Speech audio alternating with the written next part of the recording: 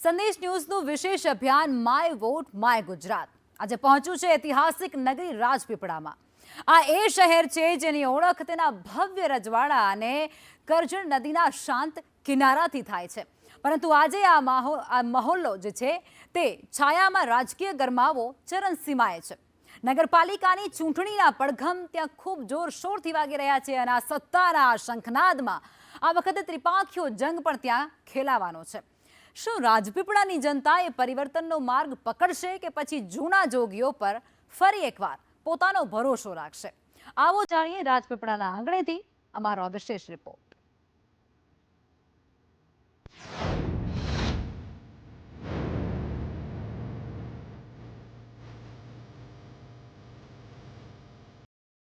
સંદેશની my vote my Gujarat યાત્રા પહોંચી છે નર્મદામાં। નમસ્કાર, હું છું આપની સાથે કૃષ્ણા। ગુજરાતના નર્મદા જિલ્લાના હૃદયમાં વસેલું આ શહેર ઇતિહાસની શાન, પ્રકૃતિની સુંદરતા અને વિકાસની દોડ, આ ત્રણેય એક સાથે અહીંયા નજરે પડે છે। આ છે રાજપીપળા, એક સમયનું શાનદાર રજવાડું। આદિવાસી સંસ્કૃતિ અને આધુનિકતાનો સંગમ અહીંયા નજરે પડે છે। એક સમયનો રાજવંશી દરબાર હવે એક વિકસતું નગર બનવા લાગ્યું છે, પરંતુ નગરપાલિકાની ચૂંટણી જ્યારે નજીકમાં છે ત્યારે રાજપીપળાના લોકો શું કહે છે, એમની શું આશા અપેક્ષા છે, એમના શું મુદ્દાઓ છે, એના પર વાત કરીશું। રાજપીપળા નગરપાલિકાના સત્તાવાર માળખા અને ભૂતકાળના જનાદેશ પર નજર કરીએ તો અહીં કુલ 7 વોર્ડની 28 બેઠકો માટે રાજકીય જંગ ખેલાશે। વર્ષ 2021ની ગત ચૂંટણીના પરિણામોમાં ભાજપે 16 બેઠકો જીતી અને સ્પષ્ટ બહુમતી સાથે સત્તા હાંસલ કરી હતી। બીજી તરફ કોંગ્રેસ માત્ર 6 બેઠકો પર સમેટાઈ ગઈ હતી। જો કે રાજપીપળામાં અપક્ષોનો પ્રભાવ પણ ઓછો નથી। ગત વખતે અપક્ષોએ પણ કુલ 6 બેઠકો પર વિજય મેળવી મોટા પક્ષોના સમીકરણોને પડકાર આપ્યો હતો। આ વખતે ત્રિપાંખિયા જંગમાં આ આંકડાઓ કઈ તરફ ઝૂકશે તે જોવું રસપ્રદ રહેશે। રાજપીપળાની ભવ્યતાની પાછળ જનતાની વેદના અને વર્ષો જૂની માગણીઓનો લાંબો ઇતિહાસ છુપાયેલો છે। શહેરનો સૌથી મોટો અને જૂનો સવાલ ટ્રેન કનેક્ટિવિટીનો છે, જે દાયકાઓથી માત્ર વાયદાઓમાં જ અટવાયેલો રહ્યો। અહીંના બિસ્માર રસ્તાઓ વાહન ચાલકોની કમર તોડી રહ્યા છે, તો બીજી તરફ સફાઈ એ વ્યવસ્થાના ધાંધિયા હોવાને કારણે ગલીઓમાં ગંદકીના ગંજ જોવા મળે છે। શહેર હોવા છતાં મનોરંજન માટે બાળકો પાસે ન તો કોઈ સારું ગાર્ડન છે કે ન તો યુવાઓ પાસે પોતાની પ્રતિભા બતાવવા માટે સ્પોર્ટ્સ ગ્રાઉન્ડ। વિકાસના નામે મળેલું આ શૂન્ય હવે ચૂંટણીના મેદાનમાં શાસકો માટે મોટો પડકાર સાબિત થશે। આપણે રાજપીપળામાં ફરી રહ્યા છીએ, રાજપીપળાનો મિજાજ જાણી રહ્યા છીએ, એમના મુદ્દાઓ જાણી રહ્યા છીએ।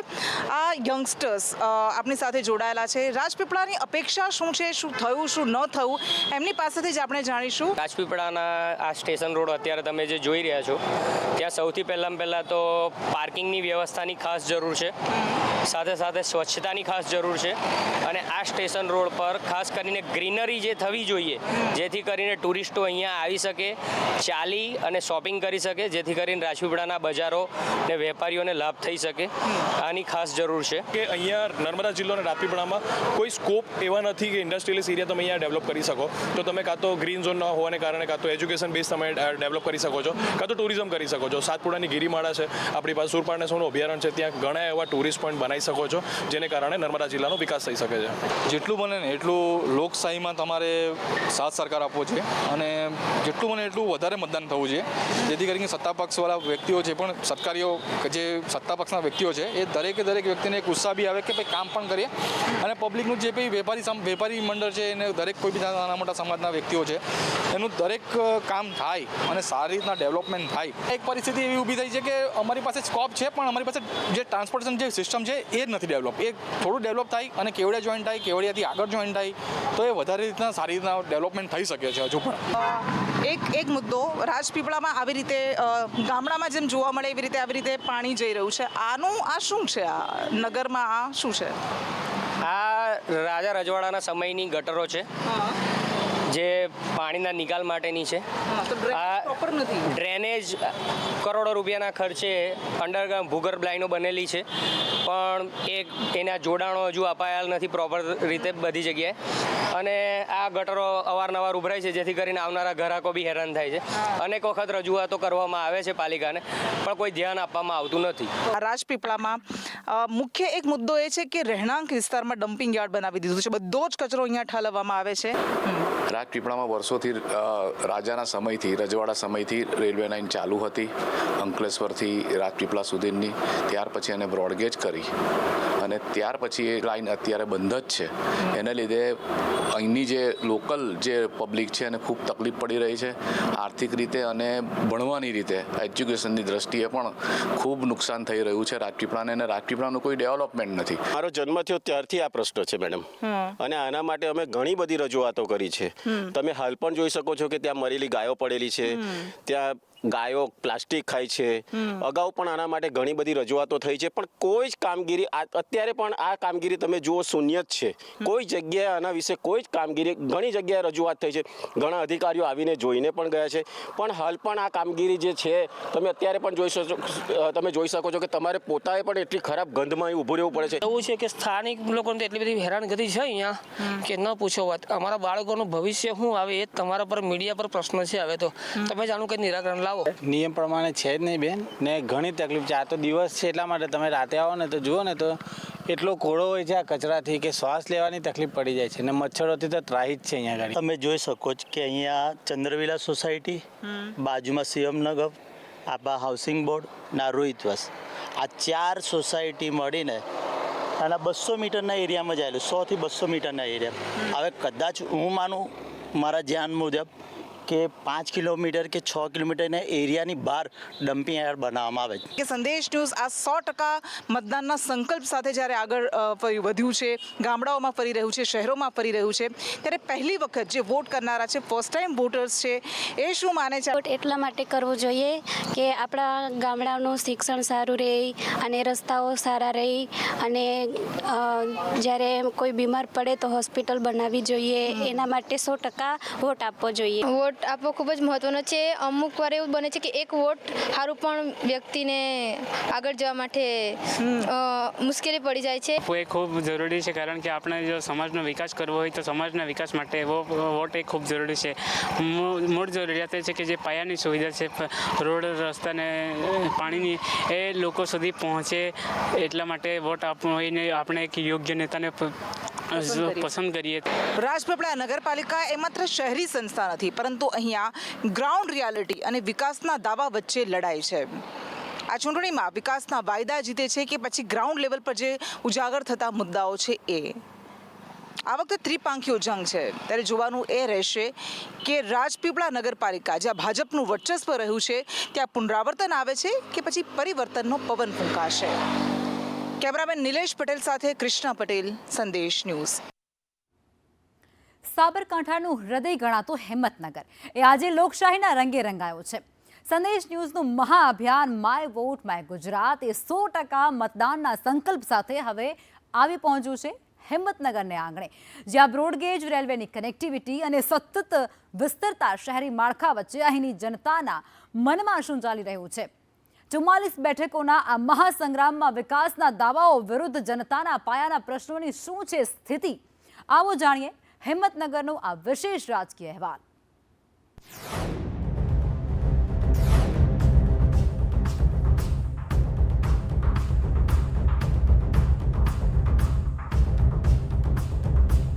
સંદેશનો સંકલ્પ 100% મતદાનની મુહિમ સાથે સંદેશની ટીમ આજે પહોંચી છે સાબરકાંઠા જિલ્લાના મુખ્ય મથક હિંમતનગરમાં. હિંમતનગર નગરપાલિકાની ચૂંટણીમાં મતદારોનો શું છે મિજાજ, જાણીએ મતદારો પાસેથી. હિંમતનગર નગરપાલિકાના ચૂંટણી જંગમાં આ વખતે 11 વોર્ડની કુલ 44 બેઠકો પર મતદાન થશે.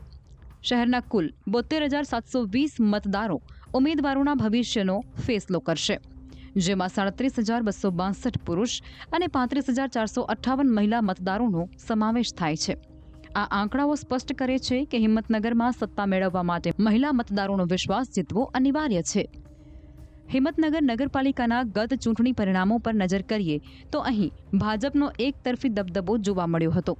કુલ 44 બેઠકોમાંથી ભાજપે 32 બેઠકો પર ભવ્ય વિજય મેળવી અને સત્તાના સૂત્રો સંભાળ્યા હતા. જ્યારે કોંગ્રેસે માત્ર 4 બેઠક પર સમેટાઈ ગઈ હતી. આ આંકડાકીય સરસાઈ એ સ્પષ્ટ કરે છે કે હિંમતનગરના મતદારોએ ભાજપ પર અતૂટ ભરોસો વ્યક્ત કર્યો હતો. આ વખતે પણ શું આ જ ઇતિહાસ દોહરાવાશે કે પછી પરિવર્તનની લહેર આવશે તે જોવું રસપ્રદ રહેશે. એ તો આપણી બી ડ્યુટી છે, લાઈક એક પ્રાઉડ મુમેન્ટ બી થાય કે ના, આપણા દેશ માટે આપણે એક જે જરૂરત વસ્તુ છે એ આપણે કરી છે આપણા તરફથી. એટલો મુદ્દો છે કે આ ગાયો માટેનો બહુ ત્રાસ છે બધાને, એના લીધે અમુક એક્સિડન્ટ પણ વધારે થાય છે. એ ઓછું થવું જોઈએ અને ગાયોનો ત્રાસ થોડોક ઓછો થાય એ સારું. પેલું તો ગાયોનો ત્રાસ એટલો છે, સ્ટ્રીટ લાઇટ ખાસ નાખવાની જરૂર છે. આ બાળકોને એટલી તકલીફ પડે છે, મોટાને એક્સિડન્ટ બહુ થાય છે. ખાસ તો કંપાનો રોડ, આ બેબી મારી નાની છે, 2 વખત પડી ગઈ છે. તમે જુઓ ને, કંપામાં આવો તો ખ્યાલ આવે કે આ રોડ કેવો છે. સિટી બાજુમાં છે તો એ ખાસ જરૂર છે. મત આપો એ ખાસ જરૂર છે. અમે અમદાવાદથી પણ વોટિંગ કરવા માટે પેસેલ આવીએ છીએ. 100% બહુ સરાહનીય અભિયાન છે અને સંદેશે જે આ મુહિમ ઉપાડી છે એની અમે વી એપ્રિશિએટ ઇટ. અને અમે બધા જ મતદારોને અમારા તરફથી પણ અધિક જિલ્લા ચૂંટણી અધિકારી તરીકે હું અપીલ કરું છું કે 100% મતદાન કરે. આપનો મત સ્વસ્થ લોકશાહી માટે ખૂબ જ જરૂરી છે, એટલે મહત્તમ લોકો મતદાન કરે એ માટે મારી સૌને અપીલ છે. સંદેશ ટીવી દ્વારા એક ખૂબ જ ઉમદા અભિયાન શરૂ કરવામાં આવ્યું છે, જેમાં લોકોને 100% મતદાન આપવા માટે થઈને પ્રેરિત કરવા માટે થઈને દરેક જિલ્લા, તાલુકા અને ગ્રામ્ય સ્તરે તે લોકો ફરી રહ્યા છે. આ સમયે હું સાબરકાંઠા જિલ્લા પોલીસ વડા તરીકે તમામ નાગરિકોને વિનંતી કરું છું કે આપ આપના મતાધિકારનો ઉપયોગ કરો, 100% મતદાન કરો અને આ લોકશાહીના પર્વની ઉજવણી લોકશાહી ઢબે કરો. આપના મતાધિકારના ઉપયોગ દ્વારા જ આપણે એક સુશાસન અને એક સબળ રાષ્ટ્ર તરફ પ્રયાણ કરી શકીશું. જય હિન્દ. સહકારીથી ધનસુરા તરફ જઈ રહેલા હાઈવે ઉપર ઘણીવાર અકસ્માતના પ્રશ્નો બહુ સર્જાતા હોય છે. તો આગળ આ ડિવાઈડર આપ જોઈ રહ્યા છો તે અર્ધમાં સુધી જ છે, જેનાથી વારંવાર આગળ એક્સિડન્ટના પ્રશ્નો બહુ થયા છે. તો મારે સરકારશ્રીને એટલી અપીલ છે કે આ છેક આગળ ધનસુરા સુધી ડિવાઈડરનું આયોજન કરે, જેનાથી અકસ્માતના પ્રશ્નોનું નિવારણ લાવી શકાય. સંદેશ દ્વારા જે આ 100% મતદાનનું જે મુહિમ લગાવવામાં આવી છે, એટલે યુવાનોનો અને બધાને કહું છું કે આપણો એક જ અધિકાર છે, સરકારને બીવડાવી શકાય કાં તો એને સમજાવી શકાય, એ છે આપણો મતદાન અધિકાર. તો અવશ્ય બધા મતદાન કરો. હિંમતનગર તાલુકા લેવલે હિંમતનગર ધારાસભ્ય વત્તા સાબરકાંઠા લેવલે સંસદ સભ્ય શુભનાબેન અને વીડી ઝાલાએ હિંમતનગર તાલુકો અને સાબરકાંઠાની આજુબાજુમાં એમને કોઈ કામ કર્યા નથી. એમની ગ્રાન્ટો પાછી ગઈ છે અને જે કામ આજુબાજુના વિસ્તારમાં કરવાતા ગામડાઓમાં, હિંમતનગર સિટીમાં, આજે તમે હિંમતનગર સિટીમાં જુઓ તો રસ્તાઓ એકદમ ખાડા ખડિયાવાળા છે. અત્યારનો સૌથી સળગતો પ્રશ્ન છે આજુબાજુના ગામડાઓનો અને અત્યારની અહીંયાની સિટીનો, તો એ છે બેરોજગારીનો. અહીંયાના યુવાનો આટલું બધું ભણેલા છે પણ અત્યારે ક્યાંય નોકરીઓ છે નહીં. તો મારી અહીંયાના જે નગરપાલિકા અને જિલ્લા પંચાયતમાં જે લોકો હવે નવામાં આવ્યા છે એ લોકોને મારી એટલી વિનંતી છે કે એ લોકો અહીંયા યુવાનો માટે સ્કિલ ડેવલપમેન્ટનો કોઈ પ્લાન બનાવે અને અહીંયાના યુવાનોને રોજગારી મળે. 100% જો મતદાન થશે તો આપણો જે પ્રતિનિધિ આપણે સાચો, સારો, નિષ્ઠાવાન અને જે આગળ જે વાત કરી આપણે મોભી બધા સરપંચશ્રી મુજબ આપણી સાથે ખડે પગે ઊભો રહેવો જોઈશે. સંદેશ ન્યૂઝની માય વોટ માય ગુજરાત અને 100% મતદાનના સંકલ્પ સાથેની આ યાત્રા હિંમતનગર પહોંચી છે અને આ હિંમતનગરના મહિલા મતદારો છે. ઘણી બહેનો મતદાન માટે નથી જતી અને એમાં અમે પણ અગ્રી છીએ, પણ હવેથી અમે પણ જાગૃત થઈશું અને ખરેખર બધી જ બહેનોને એક દિવસ માટે પોતાનું ઘરકામ મૂકીને મતદાન માટે જવું જોઈએ. અને હું તો કહું છું, હિંમતનગરની અંદર જે વોર્ડમાં જે કોઈ મતદાન માટે ઊભા છે, કેન્ડિડેટ ઊભા છે, એમને અમે જીતાડીશું. સારા લોકો આવવા જોઈએ કે આ સહકારી પાણી ભરાઈ જાય છે ચોમાસા માટે, તો એ રોડ સરસ કરવા જેવો છે. એટલે સારા લોકો હોય તો અમારે પહેલો મુદ્દો એ છે ને અહીંયા સ્ટ્રીટ લાઇટ કરવી જોઈએ, એ જરૂરી છે. પેલા રસ્તાઓ, સ્ટ્રીટ લાઇટ, કચરાનું ટ્રેક્ટર એ રેગ્યુલર પણ નથી આવતું, એ જરૂરી છે એમ બેનો માટે ખાસ. અને આ સહકારી જીન પાણી જે ભરાય છે રસ્તાઓ, એ રોડ સારો થઈ જાય એ માટે. તો એ વાત કે સહકારી જીન 4 રસ્તા મેન રસ્તો છે અને મેન હાઈવે છે, એમાં ટ્રાફિક પણ એટલી ફૂલ થાય છે. તો મેન તો એ જ કામ ગમે તે વોર્ડમાં આવે પણ એ કામ એ પહેલું કરાવે, બીજું કામ પછી થશે તો ચાલશે, પણ મેન સરકારી 4 રસ્તા જરૂરી છે. એમના ઘરે જવાનો રસ્તો ક્લિયર હોવો જોઈએ. તમને શું લાગે છે? અમે બધા મતદાન આપવા માટે જઈશું. 1% અત્યારે એક માણસનો 1 વોટ એમને કેટલો નડે છે એ ખબર જ છે. અમે બધા 100% મતદાન આપવા માટે જઈશું, બધી લેડીઝ. પૂરો વિશ્વાસ છે કે જો એ આવી જાય તો અમને કશું જોવું ના પડે, બધું જ કામ થઈ જાય એવું છે. અને એક વોટ અમૂલ્ય, એની કિંમત ના થઈ શકે એટલો વોટ કિંમતી છે. તો મારી એ જ વિનંતી છે કે દરેક બહેનોને ગમે તે ત્યાં હોય તો વોટિંગ કરવા હાજર થવું. એક મત જે હારે છે ને, એક મતથી એને ખબર હોય છે કે એક મતની કિંમત કેટલી હોય છે. પણ એક મત હું તેમ જ કહું છું, સંપૂર્ણ વોટિંગ થવું જ જોઈએ અને બહેનોને જવું જ જોઈએ વોટિંગ કરવા માટે. લેડીઝોને હર ટાઈમ મોબાઈલ જોવાનો ટાઈમ છે તો હું ફક્ત ને ફક્ત લેડીઝોને એટલું પણ કહીશ કે મોબાઈલ સાઈડમાં મૂકીને 100% સંપૂર્ણપણે મતદાન કરવા આવજો ને આવજો જ. સારી વ્યક્તિ, સારા માણસો મતદાન કરશે તો સારી વ્યક્તિ સામે આવી શકશે સત્તામાં, અને એટલા માટે મતદાન 100% જરૂરી છે. અમે સંદેશની આ મુહિમની સાથે છીએ અને 100% મતદાન થવું જોઈએ. મતદાન 100% કરવું જ જોઈએ, પણ ક્યારે કને મતદાન કરવું એ આપણી ચોઈસની વાત છે. અને આપણો જે તકલીફો હોય ને એ રજૂ કર્યો. હવે નામ તો નથી દેતો, પણ ખરેખર આ સરકારમાં ખેડૂતો બિલકુલ રાજી નથી. હજુ કેટલો વિકાસ હિંમતનગરની અંદર જેમ સુરત, અમદાવાદ, બરોડા જે વિકાસ થયો છે એવો હજુ હિંમતનગરમાં હજુ સુધી વિકાસ થયો નથી. એક વાત સમજી લો. અને એવી વ્યક્તિને ચૂંટો કે જે આપણો વિકાસ કરે. પક્ષની બાજુમાં છોડી દો તમે. આપણે કોની જરૂર છે એવા વોટ આપો તમે. માણસ જોઈને કયો વિકાસ કરે વ્યક્તિને વોટ આપો તમે. હિંમતનગર નગરપાલિકામાં આ મતદારોના મુદ્દાઓ અને તેમની વાત પણ એટલી જ સ્પષ્ટ છે. પાયાની સુવિધાઓ, વરસાદી પાણીનો નિકાલ, સીસીટીવી કેમેરા અને સુરક્ષા જેવા મુદ્દાઓ પર મતદારો ભાર મૂકી રહ્યા છે. તો આગામી 26 તારીખે પોતાના એક મતની કિંમત પણ આ મતદારો જાણે છે અને એટલા જ માટે પરિવર્તન કે પુનરાવર્તન એ 28 તારીખે જ જાણી શકાશે. કેમેરામેન કુંતલ મહેતા સાથે હિરેન રાવલ, સંદેશ ન્યૂઝ, હિંમતનગર.